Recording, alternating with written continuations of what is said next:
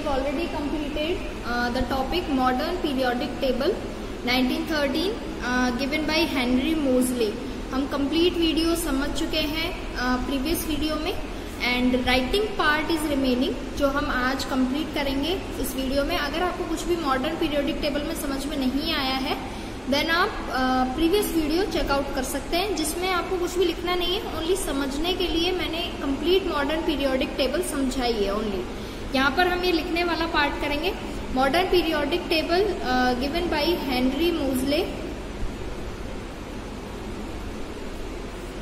तो सबसे पहले हम स्टार्ट करेंगे स्टेटमेंट से कि क्या स्टेटमेंट दिया गया था. The properties of elements are periodic function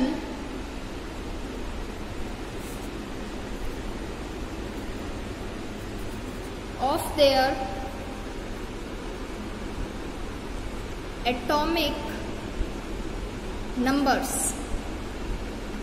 इसका मीन ये है कि हम जितने भी एलिमेंट्स के बारे में बात करेंगे, उनकी प्रॉपर्टीज के बारे में बात करेंगे, तो वहाँ हम एटॉमिक मास से नहीं लेंगे, क्योंकि हमने प्रीवियस जितने भी रूल्स पढ़े हैं उनमें सब में एटॉमिक मास को ही प्रायोरिटी दी गई है.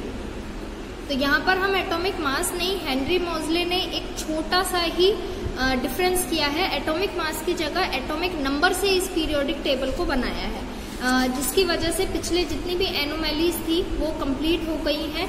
तो इसमें रूल में हेनरी मोज़ले के मॉडर्न पीरियोडिक टेबल में एटॉमिक नंबर को एक मेन एलिमेंट लिया गया है, एक मेन फंक्शन लिया गया है. इसके बाद बात नेक्स्ट लाइन में लिखेंगे आप एटॉमिक नंबर के बारे में. Atomic number of an element is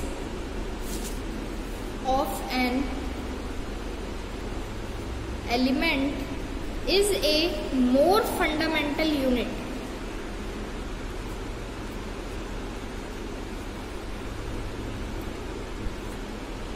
fundamental unit लिख लीजिए या प्रॉपर्टी.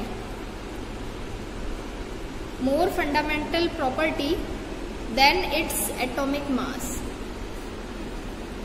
तो यहाँ पर हमने एटॉमिक मास की जगह पर एटॉमिक नंबर को इसलिए लिया है कि एटॉमिक नंबर किसी भी एलिमेंट का एक मोस्ट यूजफुल वाला जो प्रॉपर्टी बोल सकते हैं, एक यूजफुल फंक्शन बोल सकते हैं, जो एटॉमिक मास से ज्यादा यूज में आता है और ज्यादा अच्छे तरीके से यूज में लिया जा सकता है, और जो हेनरी मोज़ले ने इसे यूज में लेके मॉडर्न पीरियोडिक टेबल बनाई है.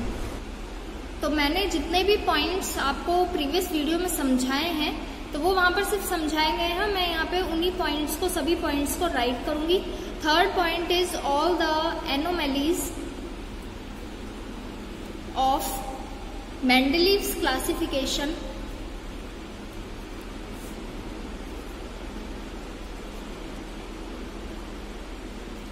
डिसअपियर.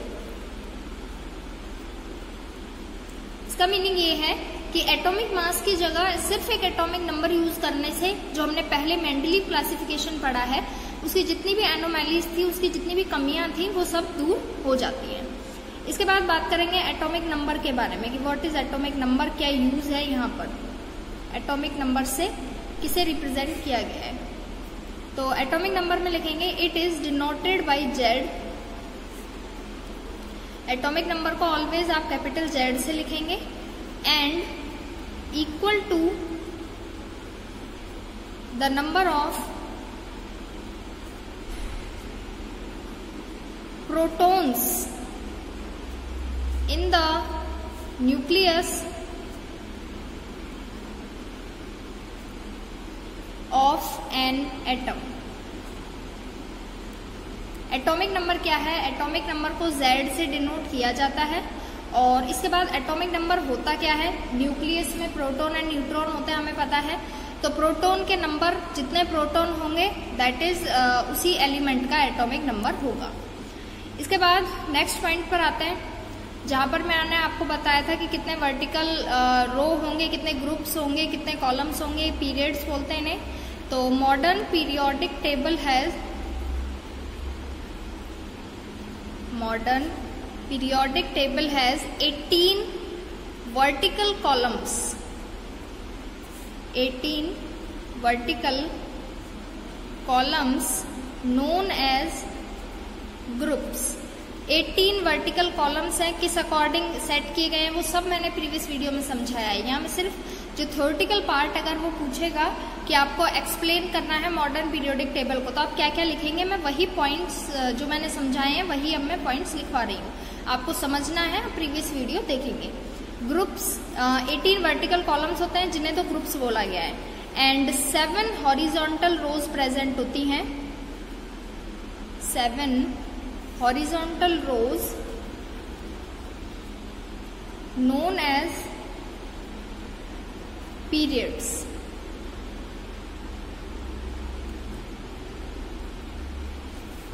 इसके बाद आते हैं नेक्स्ट पॉइंट पर, elements with same number of valence electron. Valence electron के बारे में मैं आपको पहले बता देती हूँ। वैलेंस इलेक्ट्रॉन होता है किसी भी एलिमेंट के आउटर मोस्ट शेल में कितने इलेक्ट्रॉन्स प्रेजेंट हैं, वो जो नंबर होगा दैट इज वैलेंस इलेक्ट्रॉन। तो elements with same number of valence electrons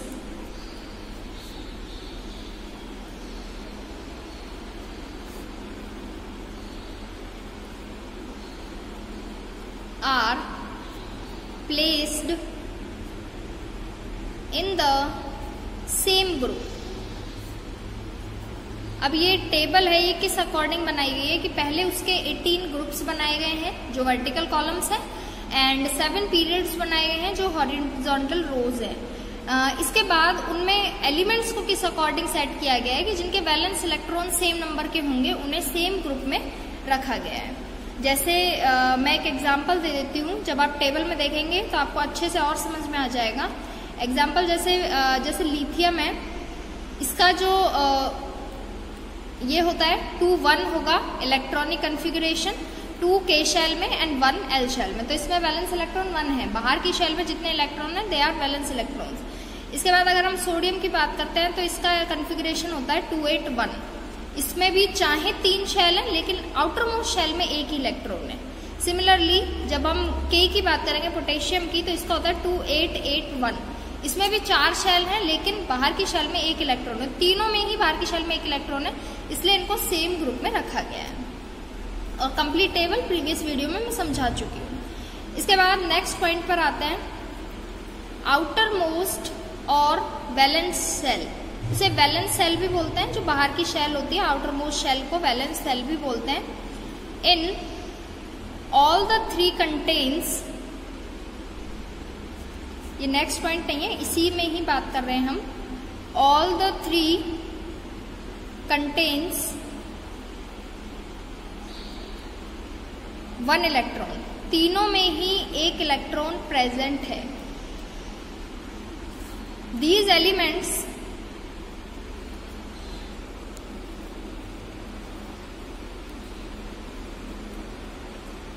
have been placed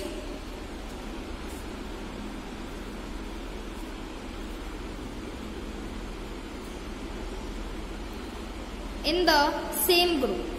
तो इन्हें सेम ग्रुप में रखा गया है क्योंकि इनके पास आउटर मोस्ट शेल में 1 इलेक्ट्रॉन ईच है, इनकी बाहर की शेल में प्रेजेंट है। इसके बाद next point is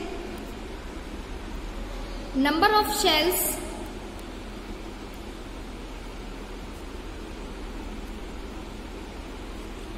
increases as we go down the group। आप ग्रुप में जितना नीचे की तरफ बढ़ेंगे नंबर ऑफ शेल्स उतने ही इंक्रीज होते जाएंगे। लिथियम का जो होता है ग्रुप में, लिथियम सबसे ऊपर आता है, मतलब सोडियम और पोटेशियम से, तो उसमें 2 शेल हैं। सोडियम लिथियम के नीचे आएगा, तो जैसे ही जितने जो एलिमेंट्स नीचे की तरफ प्लेस्ड है उनमें जो नंबर ऑफ शेल्स हैं वो उसी अकॉर्डिंग बढ़ता जाता है। उसमें 2 है, सोडियम में 3 है एंड पोटेशियम में 4 शेल हैं। तो इसी अकॉर्डिंग जो शेल का नंबर है वो बढ़ता जाता है अगर हम ग्रुप में नीचे की तरफ बढ़ते हैं देन। इसके बाद next point, elements with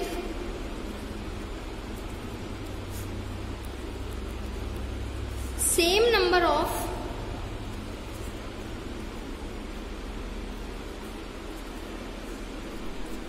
occupied shells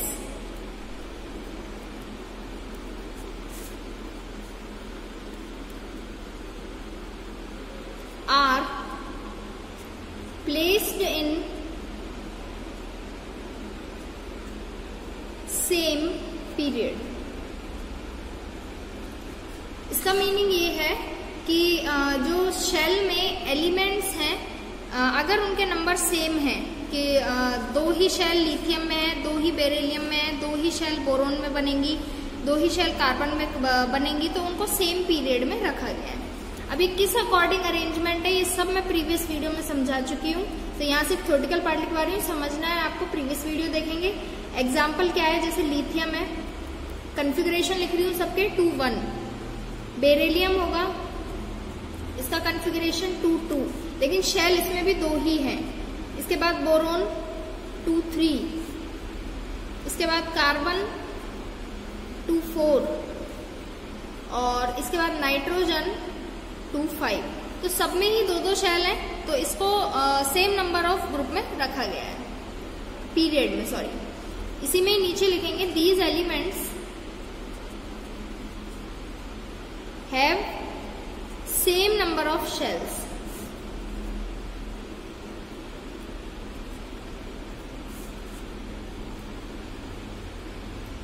that is 2 shell हैं सारे ही एलिमेंट्स में। Next point, each periodic marks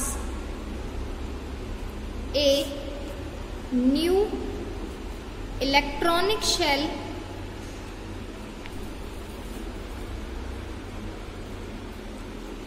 getting filled.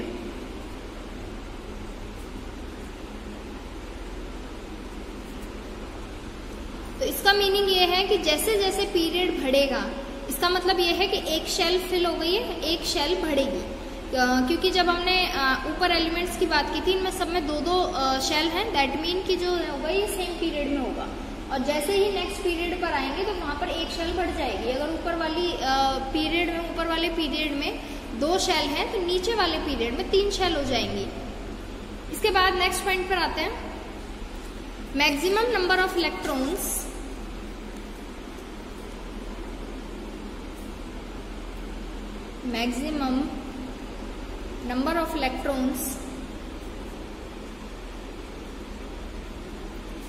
that can be filled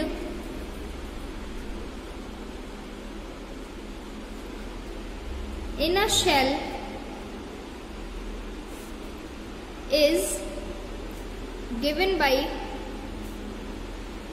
2n²। ये रूल आपने पहले भी पढ़ा होगा, जिसके अकॉर्डिंग ही हम पता करते हैं कि शेल में कितने इलेक्ट्रॉन्स फिल होंगे। Where n is shell number, जहां पर n क्या है, एक शेल नंबर है। कैसे निकालते हैं, एग्जाम्पल के थ्रू बता रही हूँ। अगर हम के शेल की बात करेंगे तो के शेल का होता है n = 1, तो आपको जो फॉर्मूला में रखना है वहां पर 2n² में आप n की जगह 1 लिखेंगे, तो 2 1 का स्क्वायर, आंसर आएगा 2। दैट मीन के शेल में 2 इलेक्ट्रॉन्स आप मैक्सिमम फिल कर सकते हैं। जहां हम एल शेल की बात करेंगे तो वहां पर n = 2 होता है, और जब आप 2n² में n की जगह पर 2 रखेंगे, दैट 2 2 = 4, 4 2 = 8। दैट मीन कि एल शेल में जो इलेक्ट्रॉन्स का नंबर होगा that will be 8।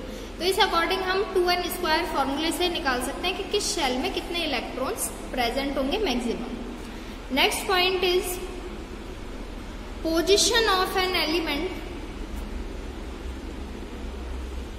in the periodic table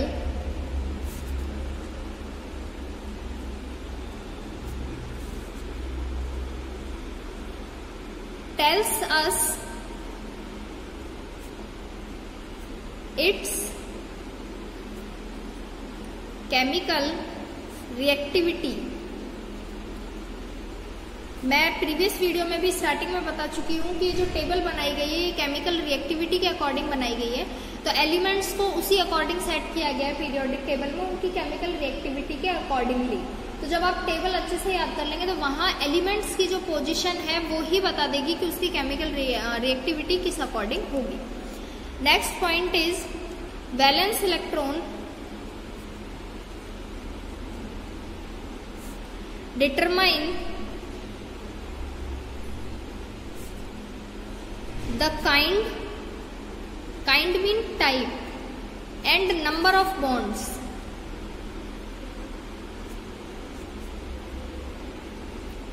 formed by the element.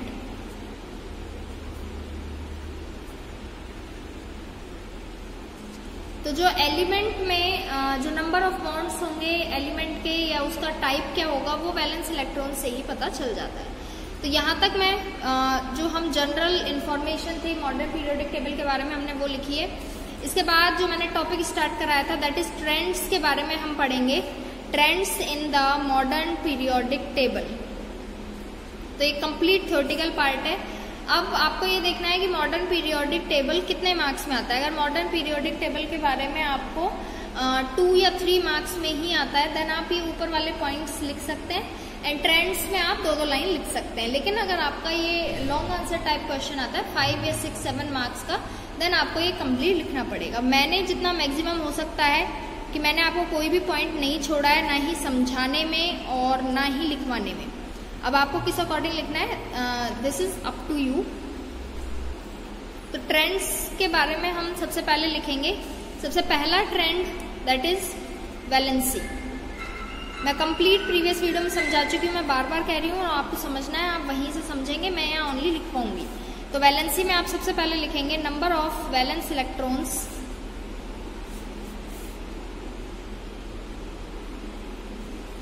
number of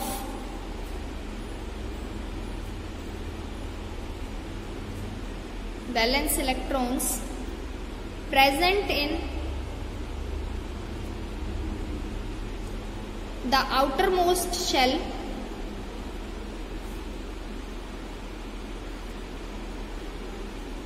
of its atom.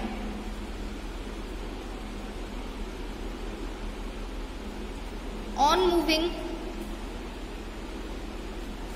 from left to right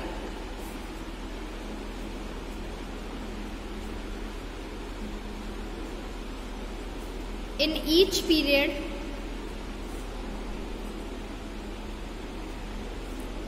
the valency of elements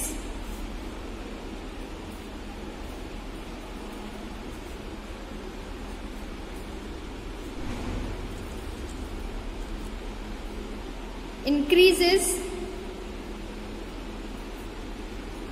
from 1 to 4 and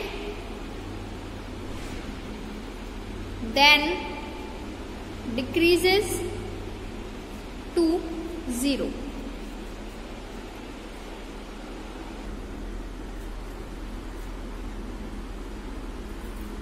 example बता देती हूँ। NaMgAl ये आपको समझ में नहीं आएगा अगर आपने पहले नहीं समझा है तो, क्योंकि मैं यहाँ ओनली लिखवा रही हूँ।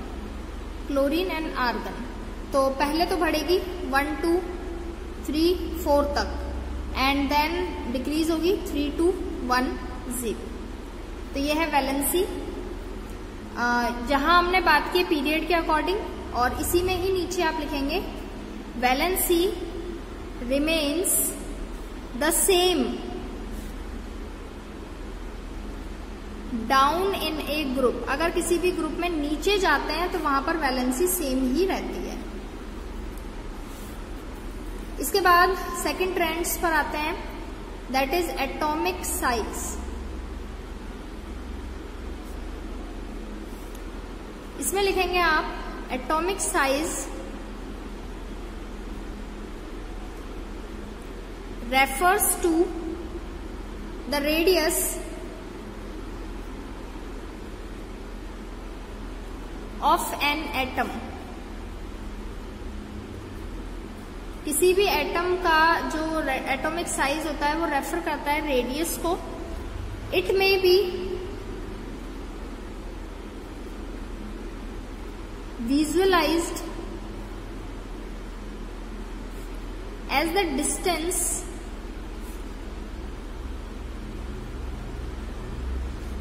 Between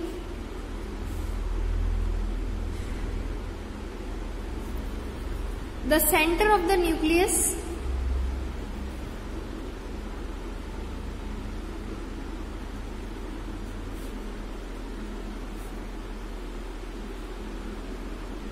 and the outermost shell.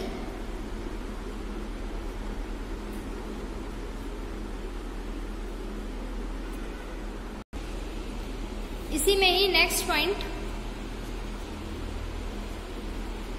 Atomic size और radius of an atom decreases as we move from left to right in a period, because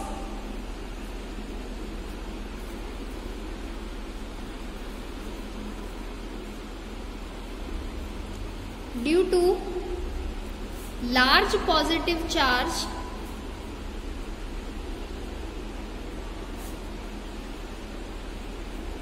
on the nucleus,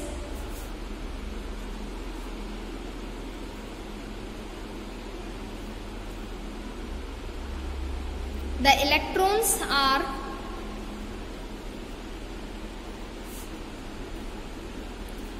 pulled in more close to the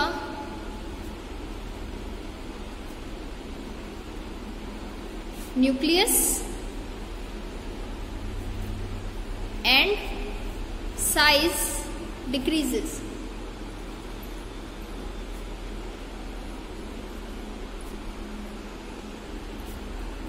Next point, atomic size increases as we move down the group,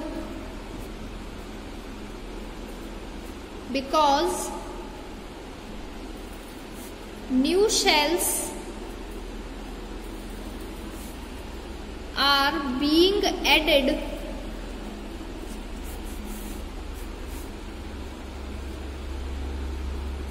and this increases the distance between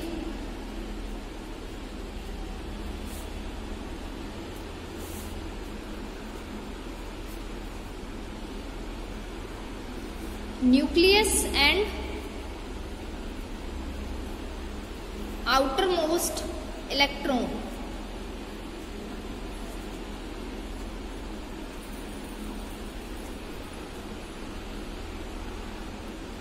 इसके बाद third trend start करते हैं, that is metallic character.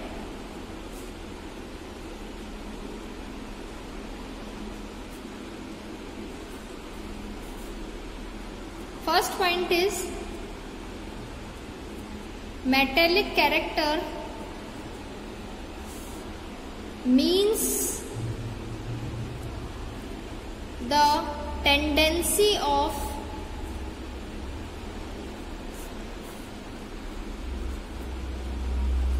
an atom to lose electron.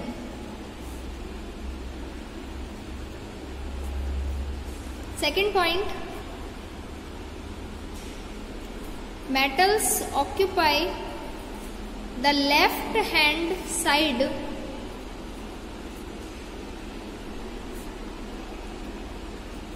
of the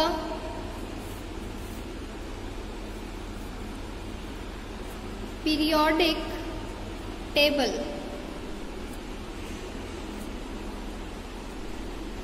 periodic table में metals को left hand side वाली जगह पर रखा गया है. Next point, on moving left to right in a period,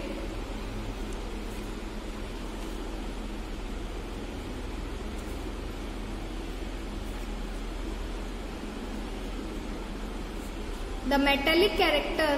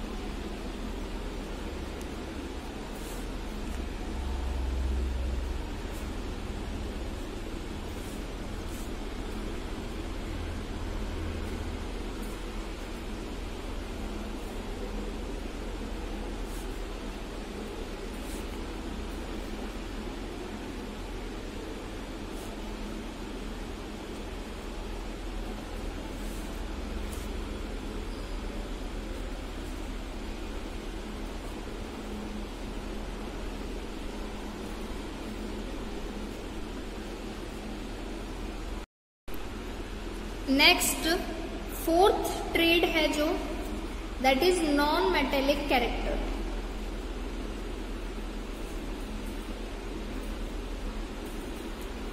इसमें फर्स्ट पॉइंट आप लिखेंगे, non metals are electronegative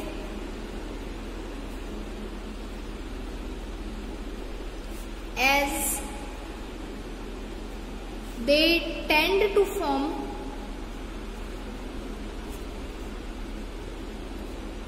bonds by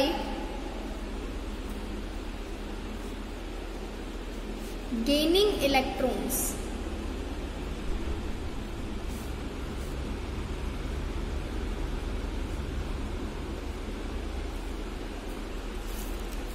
इसके बाद second point, non metals occupies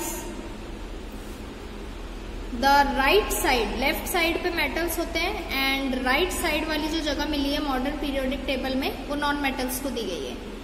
right side of the periodic table.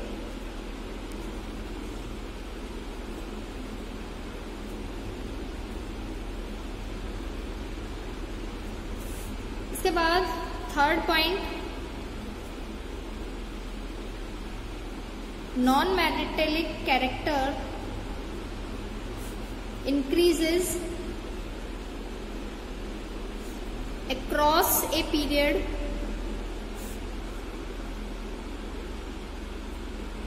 because due to increase in effective nuclear charge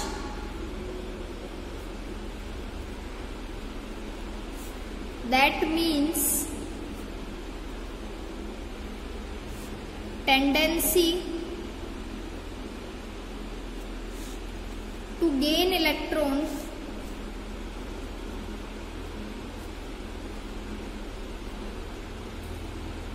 increase।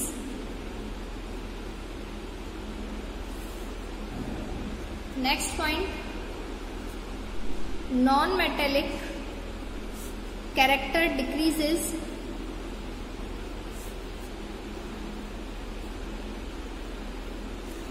as we move down a group due to decrease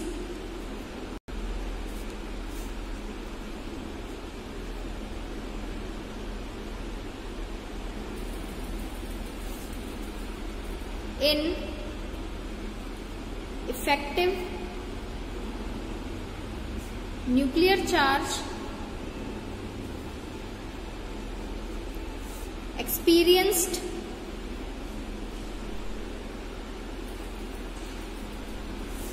by the valence electron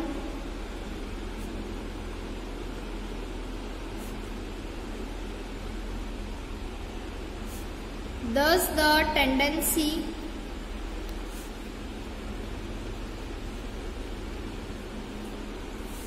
to gain electron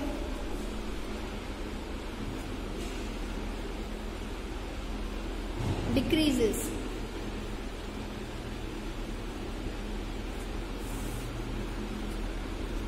Next point, in the middle of periodic table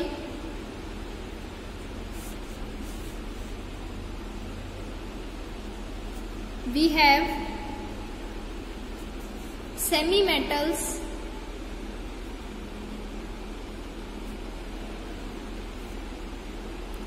or metalloid because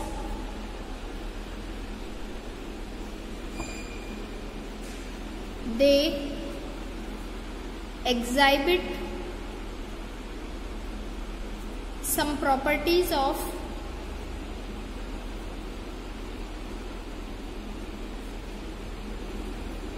metals and non-metals.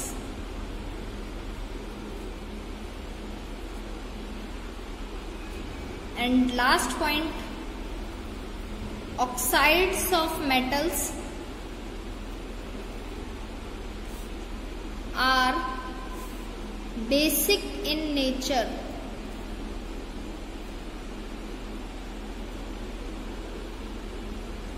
while oxides of non-metals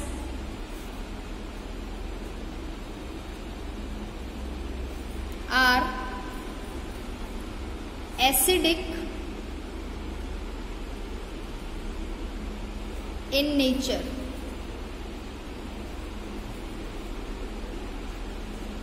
तो यहाँ पर ये चारों जो trends हैं वो complete होते हैं। तो यहाँ पर मॉडर्न पीरियोडिक टेबल के बारे में हम जितना लिख सकते थे मैं लिखवा चुकी हूँ। जो टॉपिक नेक्स्ट जो बनता है एनोमैलीज, इसमें भी कुछ कमियां हैं जो रह गई, तो अगर पूछता है तो वो आपको लिखनी पड़ेंगी। Anomalies of modern periodic table.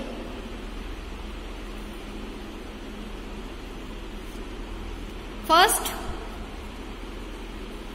explanation for the position of isotopes.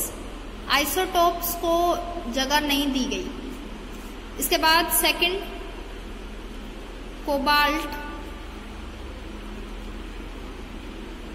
with atomic number 27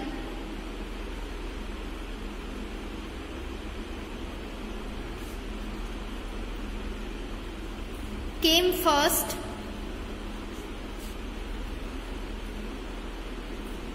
and nickel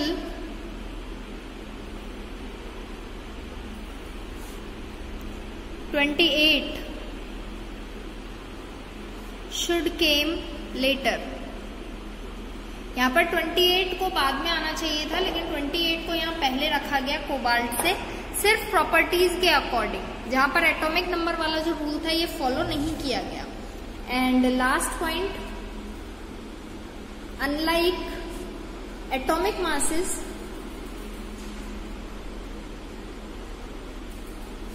atomic number is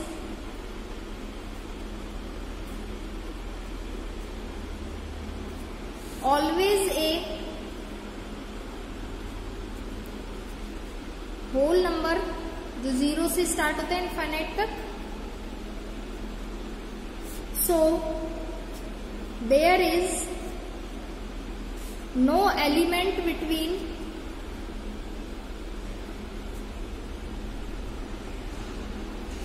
hydrogen and helium. यहाँ पर क्योंकि होल नंबर की बात की गई, 1 के बाद डायरेक्ट 2 भी आया, 2 के बाद 3 आया, इस अकॉर्डिंग हाइड्रोजन और हीलियम के बीच के एलिमेंट, यहाँ बीच में किसी भी एलिमेंट की यहाँ बात नहीं की गई, जिसमें प्रोटियम ड्यूटेरियम आते हैं जो हाइड्रोजन के आइसोटॉप्स हैं, उनको जगह नहीं दी गई मॉडर्न पीरियोडिक टेबल में। लेकिन कमियां बहुत कम है और अच्छी चीजें ज्यादा हैं मॉडर्न पीरियोडिक टेबल की। इसी वजह से हम आज तक मॉडर्न पीरियोडिक टेबल को पढ़ते आ रहे हैं। एस ब्लॉक और पी ब्लॉक के बारे में ही समझाया है मैंने आपको इस चैप्टर में। डी एंड एफ अगर आप 11th-12th में लेते हैं, ये साइंस स्ट्रीम केमिस्ट्री लेंगे, देन वहां पर आपको ये डी एंड एफ ब्लॉक मिलेंगे डिटेल में। और ये वीडियो सिर्फ लिखवाने के लिए था, जो थ्योरेटिकल पार्ट रिमेनिंग था। अगर इसमें आपको कुछ भी समझ में नहीं आएगा क्योंकि मैंने समझाया ही नहीं है, तो जब तक आप प्रीवियस वीडियो नहीं देखेंगे इसमें आपको कुछ भी समझ में नहीं आने वाला है। तो पहले आप प्रीवियस वीडियो देखेंगे एंड देन आपको ये कंप्लीट वर्क कॉपी में कंप्लीट करना है। एंड यहाँ पर अपना ये जो चैप्टर 5 है पीरियोडिक क्लासिफिकेशन, ये कंप्लीट होता है। केमिस्ट्री में हम 3 चैप्टर कर चुके हैं, 3rd, 4th and 5th। And अब जो आपको नेक्स्ट वीडियो रिसीव होगी वो चैप्टर 1st की स्टार्ट होगी। हम चैप्टर 1st स्टार्ट करूंगी अब मैं नेक्स्ट वीडियो में, आपको चैप्टर 1st रिसीव होगा।